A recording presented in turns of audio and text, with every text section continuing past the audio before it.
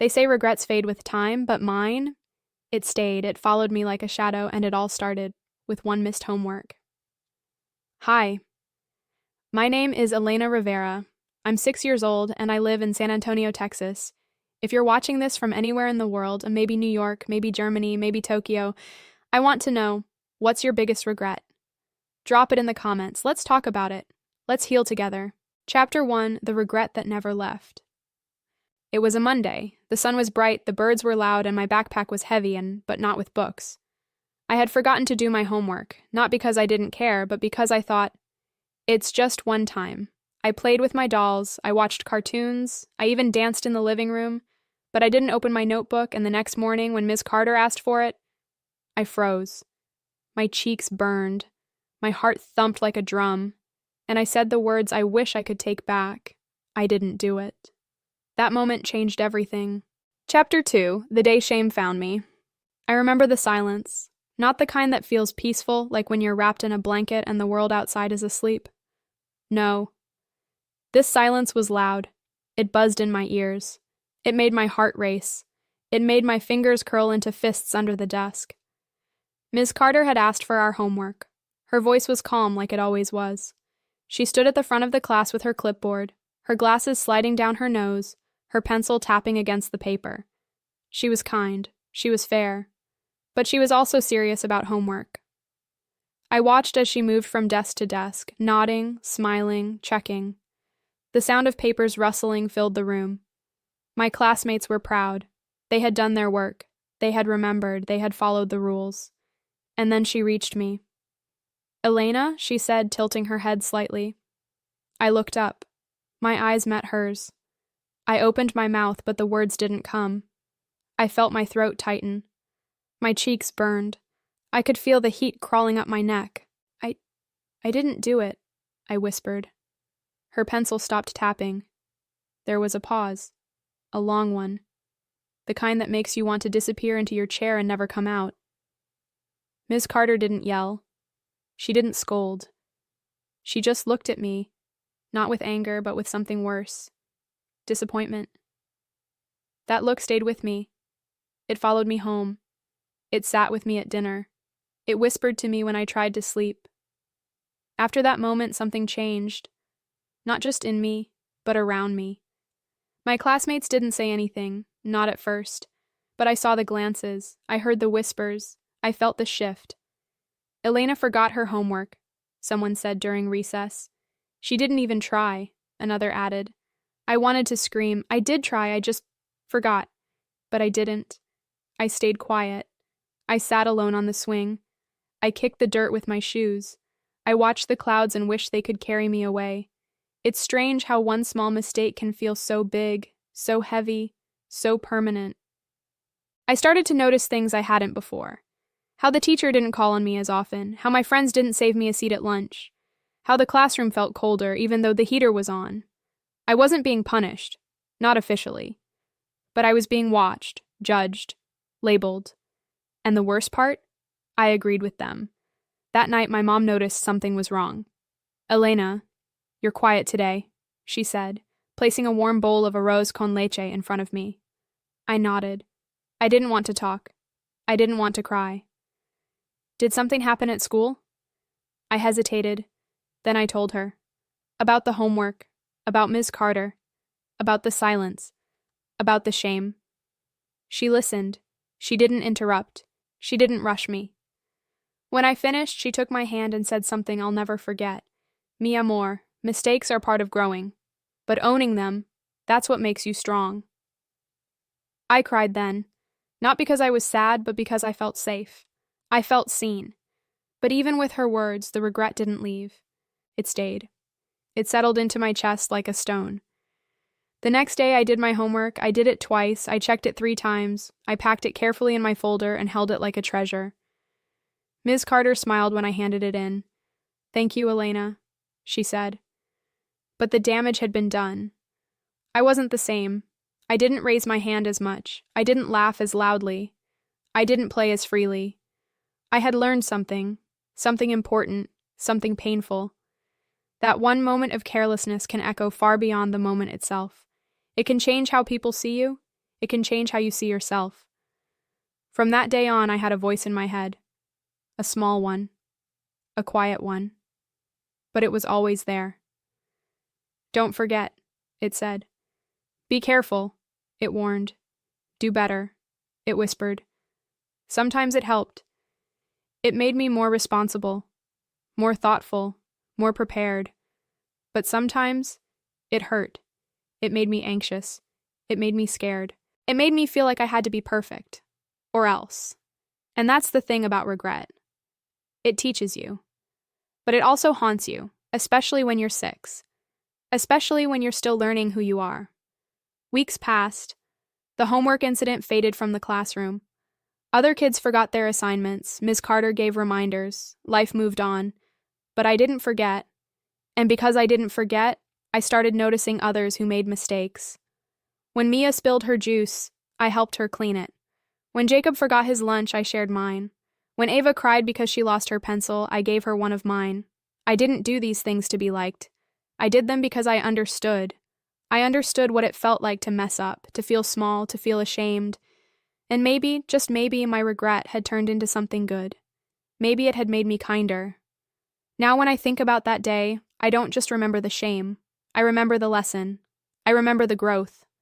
I remember the beginning of a journey, one that taught me responsibility, empathy, and the power of small choices. I'm still Elena. I'm still 6. I still make mistakes. But I try every day. I try to be better. And maybe that's enough. Chapter 3. The Project That Saved Me. The classroom smelled like crayons and glue sticks. It was Friday morning, and Ms. Carter stood in front of the whiteboard with a smile that stretched wider than usual. Her glasses sparkled under the ceiling lights, and her voice carried a kind of excitement that made even the sleepy kids sit up straighter. We're starting something new today, she said, writing the words, "All About Me," in big, bold letters. Each of you will create a poster that tells the class who you are, your favorite things, your dreams, your family, your story. My heart skipped. A project? About me?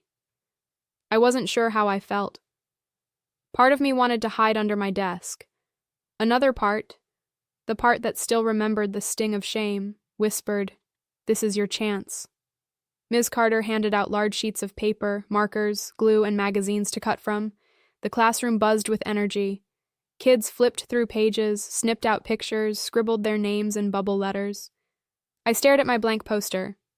"Elena," Ms. Carter said gently, placing a stack of stickers on my desk.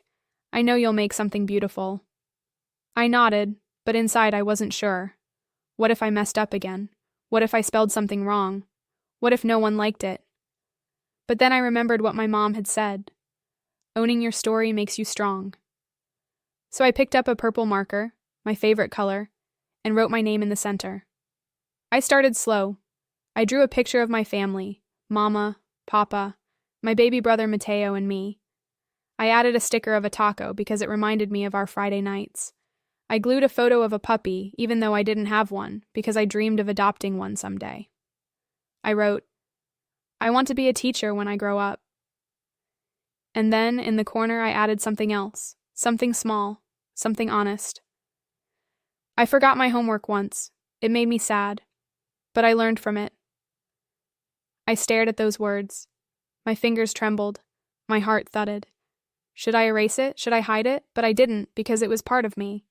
Monday came faster than I expected. The posters were hung around the classroom like colorful windows into our little lives. Ms. Carter clapped her hands and said, "Let's begin." One by one, my classmates stood beside their posters and shared their stories. Some were funny, some were sweet, some were loud and proud, and then it was my turn. I walked to the front of the room, my feet heavy, my palms sweaty. I looked at my poster, then at the faces watching me. "My name is Elena Rivera," I began. "I'm 6 years old. I live with my family, and I love purple and puppies and tacos." A few kids giggled. I smiled. I want to be a teacher when I grow up, because teachers help people learn, and learning is important. I paused. And I forgot my homework once. It made me feel really bad. But it taught me something. It taught me to try harder, to care more, to never give up. The room was quiet. Then Miss Carter stood up and clapped, and slowly the rest of the class joined in. After that day, something changed again. But this time it was good. Kids came up to me and said, "Your poster was cool," or "I liked your puppy," or "I forgot my homework once too." I wasn't alone. My honesty had opened a door, not just for me, but for others. I started raising my hand again. I started laughing louder. I started playing freely. The voice in my head, the one that used to whisper, "Don't mess up," now said, "You're brave." At the end of the week, Ms. Carter gave each of us a small note. Mine said, "Elena, your courage inspires me. You turned a mistake into a lesson, and a lesson into a gift. Keep shining." I read it 3 times, then I tucked it into my backpack, next to my homework folder. It stayed there for months. Whenever I felt scared, I took it out and read it again. That project didn't erase my regret, but it gave it meaning. It showed me that mistakes don't define us, how we respond to them does. I was still Elena, still 6, still learning. But now I was also something else. I was a storyteller, a learner, a leader. And maybe, just maybe, a little bit of a teacher too. Last chapter, the day I forgave myself. I used to think that one mistake could ruin everything.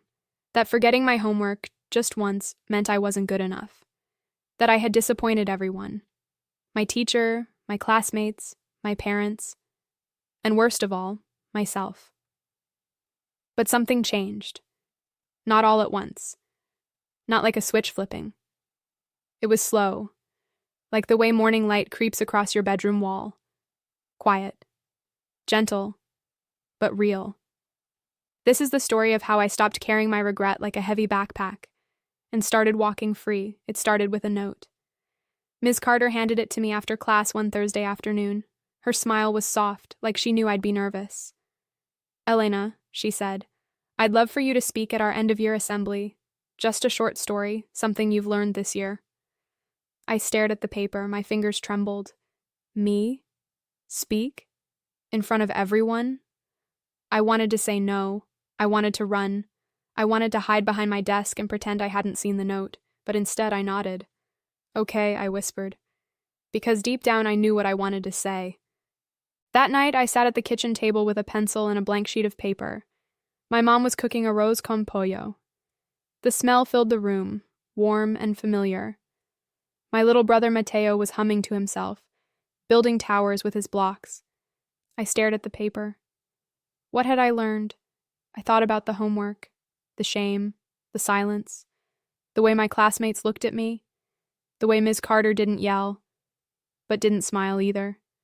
I thought about the poster project, the certificate, the letter I wrote to myself, and then I started to write. I'm 6 years old. This year I made a mistake. I forgot my homework. It felt small at first. Just one assignment. Just one day. But it didn't feel small when Miss Carter looked at me. It didn't feel small when my friends whispered. It didn't feel small when I sat alone on the swing. I felt like I had failed. Like I wasn't smart. Like I wasn't enough. But then something happened. I learned. I learned that mistakes don't make you bad. They make you human. I learned that regret can teach you, if you listen. I learned that being honest is brave, and I learned that forgiving yourself is the hardest part, but also the most important.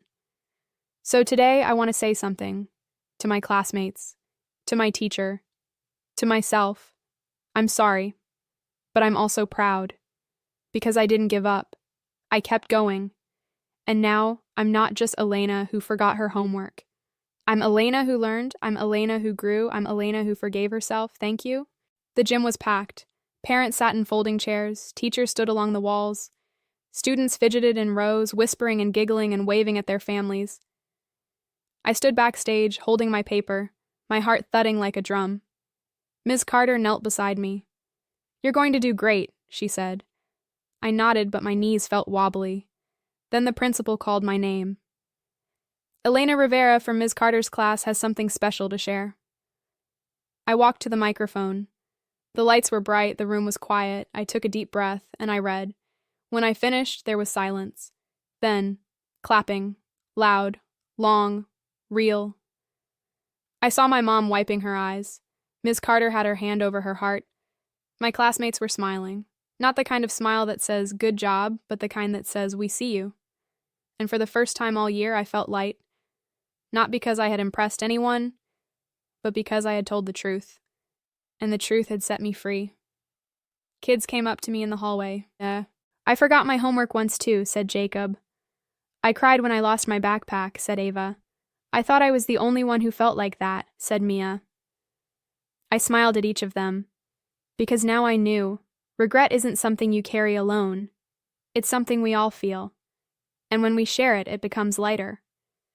On the last day of school, Ms. Carter gave me a book. It was wrapped in purple paper, my favorite color. Inside was a note. Elena, you taught us something this year, not just about responsibility, but about courage. Keep telling your story, the world needs it. Love, Ms. Carter. I hugged her tight, and I knew this wasn't the end. It was the beginning. I still think about that day. The day I forgot my homework, the day I felt small, the day I learned what it means to grow. I'm still Elena, still 6, still learning, but now I carry something new. Not regret, but hope. Because every mistake is a chance to learn, a chance to change, a chance to begin again. And I did. This is my regret. This is my story. If you've ever felt regret or even over something small, if you've ever wished you could go back and fix a moment, then you're not alone. Elena's story is mine. It's yours. It's ours. Tell me, what's one moment you wish you could redo? Was it a missed chance? A forgotten promise? A moment of silence when you should have spoken? Drop it in the comments. Let's build a space where mistakes aren't shameful. They're stepping stones. Let's talk, let's heal, let's grow, and if this story touched you, share it with someone who needs to hear it. Because sometimes all it takes is one story to start forgiving yourself.